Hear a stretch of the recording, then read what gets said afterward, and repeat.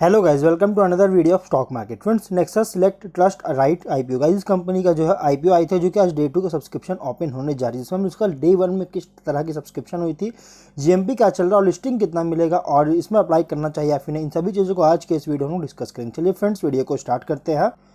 तो गाइस, जैसा कि देख सकते हैं 9 मई को ये ओपन हुआ था कल के दिन, और 11 मई को ये क्लोज हो रहा है। कल के दिन ये क्लोज हो जाएगी और इसका जो प्राइस बैंड है 95 टू 100 रुपीज़ पर शेयर की प्राइस बैंड रखी गई है। 150 शेयर्स की, मतलब 150 शेयर्स की लॉट साइज, 3200 करोड़ का इशू साइज, इसमें से फ्रेश इशू 1400 करोड़ का, ऑफर फॉर शेयर 1800 करोड़ का किया जा रहा है। बुक बिल्ड इशू राइट है, मतलब ये एक तरह की राइट कंपनी का है। और अब तक जो 2019 के बाद से कंपनी जो है लगभग ये फोर्थ मतलब कंपनी है जो कि राइट में जो है सो ये लिस्टिंग हो रही है, जो कि बीएसई एनएसई दोनों में लिस्टेड होगा। 19 मई को ये लिस्टिंग का डेट रखा गया। अब अगर हम बात करें यहाँ पे ऑफर का, तो यहाँ पे क्यूआईबी को और एचएनआई इन दोनों को ये ऑफर दिया गया। क्यूआईबी को 54.55% का ऑफर दिया गया, एचएनआई को 25% तक का ऑफर दिया गया। अमाउंट 15,000 का जो है सो रुपीज़ अमाउंट, मतलब मिनिमम अमाउंट पे करना होगा इसको अप्लाई करने के लिए। अब यह ऑब्जेक्ट क्या है, तो ये देखिए ऑब्जेक्ट है ये, मतलब कि पार्शियल या फुल प्रीपेमेंट या प्री पेमेंट करना चाहती है, या फिर अपने जो सर्टेन फिनेंशियल इन डिवेंचर्स है इसके एसेट एसपीवी में उसका जो सो मतलब रिडिम्पशन करना चाहती है और एंटिटी पे इन्वेस्टमेंट करना चाहती है। इसके लिए कंपनी आईपीओ लाई है, और साथ में कंपनी इसके जो एसेट एसपीवी है उसमें जो सो डेट सिक्योरिटीज़ का जो सो रिडिम्पशन करना चाहती है और स्टेक को एक्वायर करना चाहती है, और जनरल कॉर्पोरेट पर्पज़ के लिए आईपीओ लाया गया है। अब हम बात करें इसमें, अगर देखा जाए इसका सब्सक्रिप्शन, तो डे 1 में 0.16 टाइम्स का जो है सो क्यूआईबी के द्वारा ऑफर दिया सब्सक्रिप्शन हुआ, और रिटेल अदर्स के द्वारा 0.4 टाइम्स का सब्सक्रिप्शन हुआ। टोटल 0.27 टाइम का सब्सक्रिप्शन, जो कि यहाँ पे लगभग 27% की सब्सक्रिप्शन देखने को मिला है डे 1 में। मतलब उतना कुछ खास इंटरेस्ट नहीं दिखाया गया इस आईपीओ में। अब बात करते हैं कि आखिर ऐसा क्या है। चलिए हम उसको इसके बिजनेस मॉडल को देखते हैं।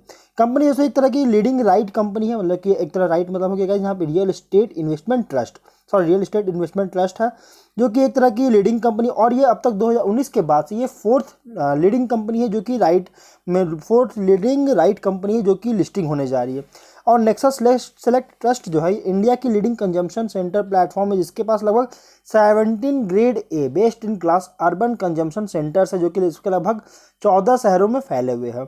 और कंपनी खुद जो है यहाँ पे 17 grade a urban consumption centres भी जो है सो ओन कर रखी है, जिसका टोटल लीजेबल एरिया है 9.8 MSF, और 2 कॉम्प्लीमेंट्री होटल एसेट्स है जिसमें जो कि 354 की इसका, और साथ में 3 ऑफिस एसेट्स है कंपनी का, जो कि 31 दिसंबर 2022 का डेटा के अकॉर्डिंग है।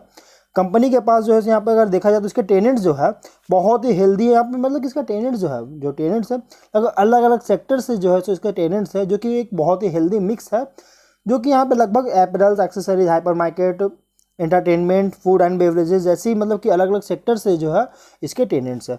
नेक्सस यहाँ पे लगभग जो सो 50 से भी ज़्यादा ईएसजी इनिशिएटिव्स पे भी जो सो काम कर रही है, जिससे कंपनी जो है सो मतलब पीपल पे, मतलब लोगों पे जो है और एनवायरनमेंट पर जो है एक पॉजिटिव इम्पैक्ट क्रिएट करने में एक मतलब कि सफल हो रही है। अब अगर बात करें यहाँ पे लगभग कंपनी का अगर देखिएगा तो कौन कौन शहरों में इसके बिजनेस है, तो यहाँ पे दिल्ली, नवी मुंबई, बेंगलुरु, पुणे, हैदराबाद, चेन्नई जैसी बड़े बड़े शहरों में इसके जो है सो बिजनेस है, अपना जो सो सर्विसेज जो सो सर्व कर रही है। और 20 के फिनेंशियल के अकॉर्डिंग जो रिटेल स्पेंडिंग जो है यहाँ पे इंडिया की जो टोटल डिस्क्रिमिनेशनरी रिटेल स्पेंडिंग है, उसमें से लगभग 30% जो सो इसका खुद का मतलब कि शहरों से देखने को मिला है। मतलब कंपनी बहुत ही स्ट्रांग यहाँ पे देखने को मिला है। लेकिन अगर हम इसके फिनेंशियल्स की बात करें, तो यहाँ पे 20 में 9527 करोड़ का एसेट, 1708 करोड़ का रेवेन्यू, 206 करोड़ का प्रॉफिट, और डेट है 5955 करोड़ का। 21 में 8959 करोड़ का एसेट्स, 1047 करोड़ का रेवेन्यू है, और 199 करोड़ का लॉसेस हुआ था, और डेट जो है 6281 करोड़ का डेट भी देखने को मिल रहा है। डेट बहुत ज़्यादा इंक्रीज कर रही है। 22 में कंपनी को 9089 करोड़ का एसेट्स देखने को मिला है, और 1398 करोड़ का रेवेन्यू, और 10 करोड़ का यहाँ पे लॉसेस देखने को मिला था, और डेट है 6311 करोड़ का। 9 मंथ्स 23 में 8989 करोड़ का एसेट्स, 1498 करोड़ का रेवेन्यू, 257 करोड़ का प्रॉफिट, और डेट है 5872 करोड़ का। यहाँ पे अगर हम फिनेंशियल देखेंगे तो 21 में कंपनी को बहुत ज़्यादा सफ़र करना पड़ा था, क्योंकि कंपनी का एसेट्स, रेवेन्यू और प्रॉफिट तीनों में गिरावट, और प्रॉफिट तो जो है सो लॉसेस देखने को मिला। लेकिन 22 में कंपनी रिकवर किया, लेकिन फिर भी गाइस कंपनी को लॉसेस हुआ है।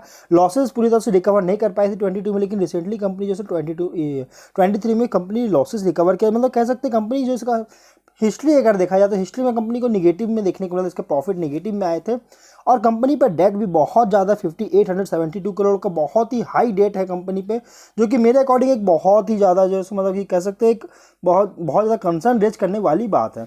अब अगर बात करें हम इसके बारे में और थोड़ा सा जाने, इसका जीएमपी अगर देखिए और जीएमपी में भी गिरावट आया। कल के दिन इसके जीएमपी में 4 रुपये थी, जब ये ओपन हुई थी उस समय इसके जीएमपी 4 रुपये थे और अब कल के दिन देख सकते हैं यहाँ पे 3.5 रुपीज़ का जीएमपी देखने को मिला। जीएमपी में थोड़ी सी गिरावट आई, जो कि लगभग 3.5% की लिस्टिंग मिलने के चांसेस है।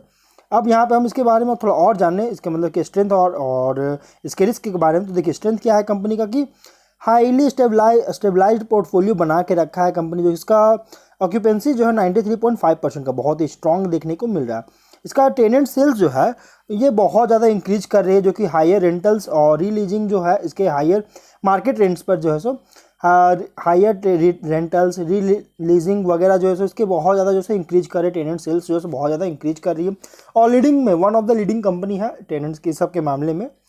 इसके टेनेंट बेस जो है बहुत ही प्रोमिनेंट ब्रांड्स, मतलब बड़े बड़े ब्रांड्स और रेप्यूटेटेड ब्रांड्स है, जैसे Zara, Aldo, Super Drive, Marks and Spencer, Croma, Shopper Stop, PVR cinema जैसी बहुत सारे प्रोमिनेंट ब्रांड्स जो है इस कंपनी के टेनेंट है, जो कि कंपनी को एक बैक सपोर्ट दे रही है।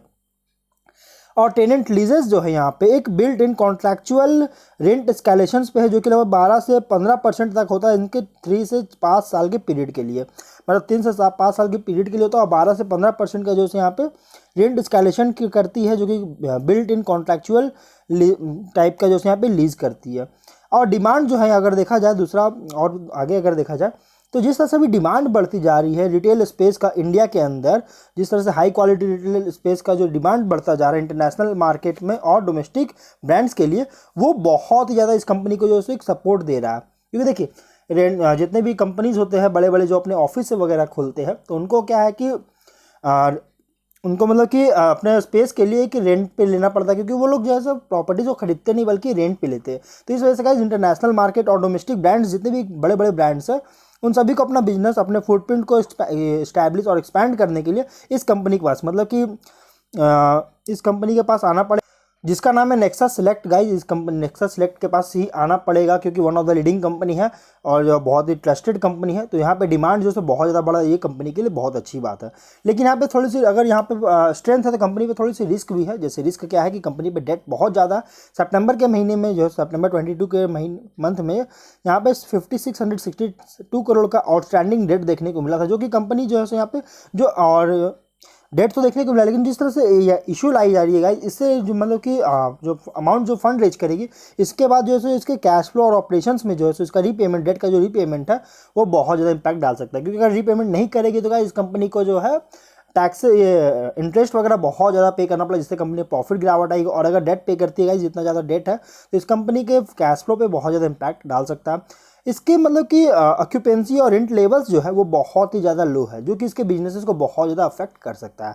अब आगे अगर देखिएगा रिस्क इसका, तो यहाँ पे इंडिया के अंदर रियल एस्टेट मार्केट का जिस तरह परफॉर्मेंस पे जो है कंपनी बहुत ही ज़्यादा हेवली डिपेंडेंट देखने को मिलता है, मतलब कि बहुत ज़्यादा डिपेंडेंट है रियल एस्टेट मार्केट के परफॉर्मेंस पर। और इसके टॉप 10 कस्टमर्स जो है लगभग ग्रॉस रेंटल्स में से टॉप 10 कस्टमर्स का जो है 21.6% का जो है अकाउंट है। और ऑक्यूपाइड एरिया में जो है इसके ऑक्यूपाइड एरिया में 35.9% का, मतलब कि इसके सिर्फ टॉप 10 क्लाइंट कस्टमर्स के साथ है। और इन कस्टमर्स में से अगर कोई भी कस्टमर्स इसको अगर लीव करते हैं तो गाइस इस कंपनी बहुत ज़्यादा इंपैक्ट पड़ सकता है इसके फिनेंशियल्स पे।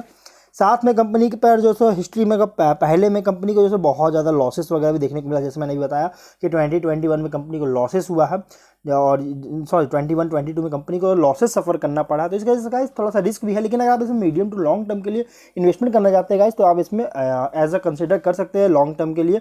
लेकिन अगर आप इसमें आप सोच रहे, क्योंकि गाइस लिस्टिंग होने के बाद इस कंपनी में तो हो सकता है एक फैंसी ट्रेंड देखने को मिल सकता है, क्योंकि 2019 के बाद ये 4th कंपनी रियल मतलब राइट कंपनी है जो कि ये लिस्टिंग होने जा रही है।